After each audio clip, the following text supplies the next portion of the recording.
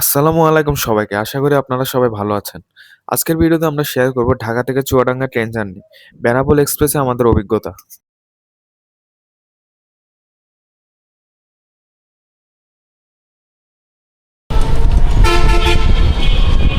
রাত ১০:৪৫ আমরা বাসা থেকে রওনা দিই কমলাপুর রেল স্টেশনের উদ্দেশ্যে। প্রায় ১১:০৫ আমরা স্টেশনে পৌঁছে যাই।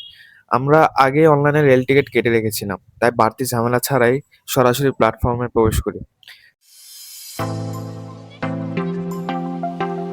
স্টেশনের স্ক্রিনে দেখতে পাই আমাদের ট্রেন শহরতলি প্ল্যাটফর্ম ১৬ নং এ আসবে।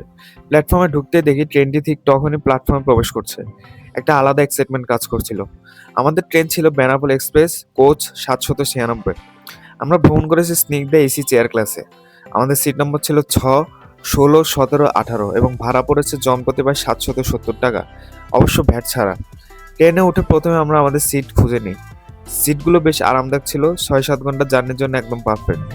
সিটের সামনে ছিল খাবার রাখার একটি ছোট ট্রে টেবিল, আর নিচে ছিল একটি সিট পকেট, যেখানে বোতল, মোবাইল বা ছোট জিনিস রাখা যায়। এছাড়াও ছিল একটি ছোট বোতল হোল্ডার বাস্কেট। সবচেয়ে ভালো লেগেছে সিটের পাশে ছিল ডাবল 3 পিন সকেট, যেখানে সহজে মোবাইল চার্জ দেওয়া যায়। তবে লেগ স্পেস মোটামুটি ভালো ছিল, আর একটু বেশি হলে আরো কমফোর্টেবল হতো।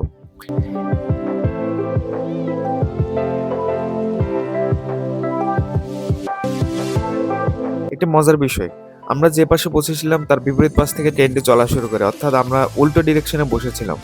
ঠিক ১১:৩০ ট্রেনটি কমলাপুর স্টেশন থেকে ছেড়ে দেয়। অবহিত করি, অজ্ঞানপাড়ির খপর থেকে সাবধান থাকুন। অপরিচিত লোকদের থেকে কোনো খাদ্যদ্রব্য ও পানীয় গ্রহণ করবেন না। রেলওয়ে জাতীয় সম্পদ।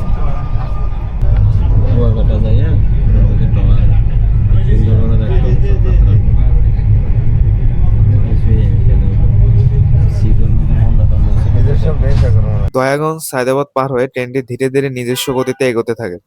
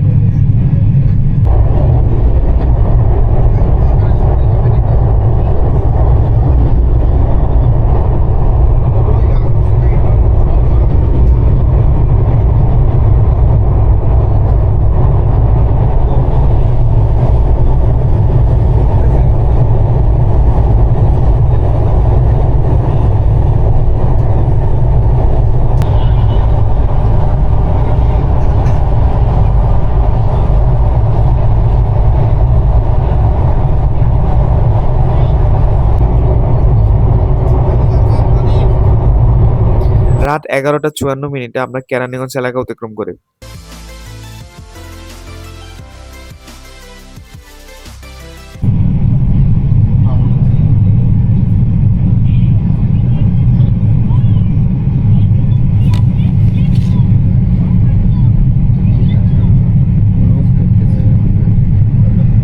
রাত ১২টার পর নিমতলা স্টেশন পার হই।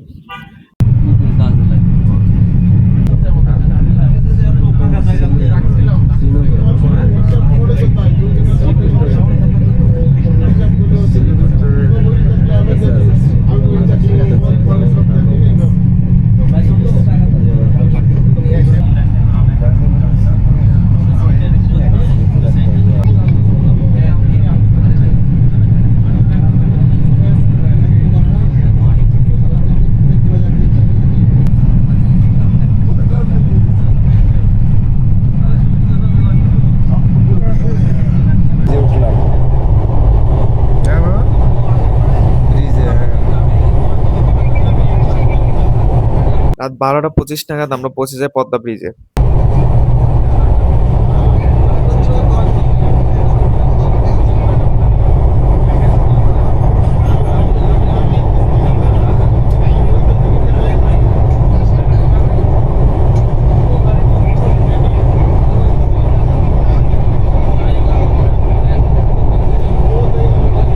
এরপর ধীরে ধীরে ট্রেনটি উড়ে যায় স্বপ্নের পদ্মা ব্রিজে।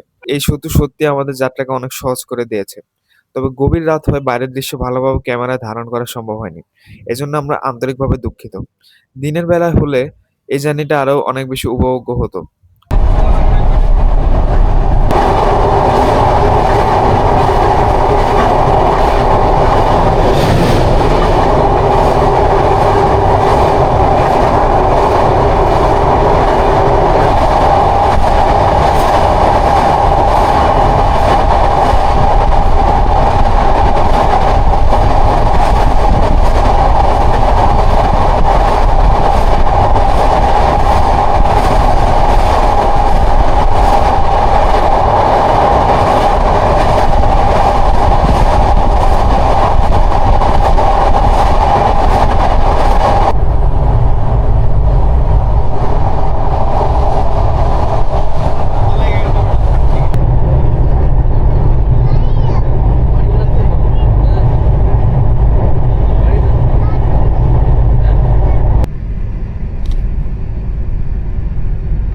রাত ২টা ১৫ আমরা রাজবাড়ী স্টেশন অতিক্রম করি। এরপর চারপাশ অন্ধকার হয়ে গেলে আমরা একটু ঘুমিয়ে পড়ি।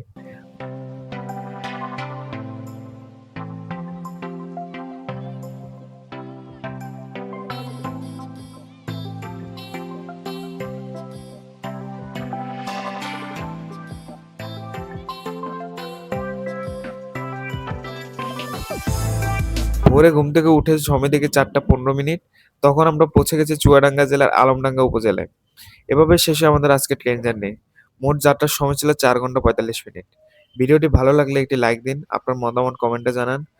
আর যাদের বাড়ি চুয়াডাঙ্গায় তারা অবশ্যই কমেন্ট করবেন। চ্যানেল সাবস্ক্রাইব করে রাখুন। পরবর্তী ভিডিওতে আমরা শেয়ার করব Chuadanga to Dhaka bus journey. Allah হাফেজ।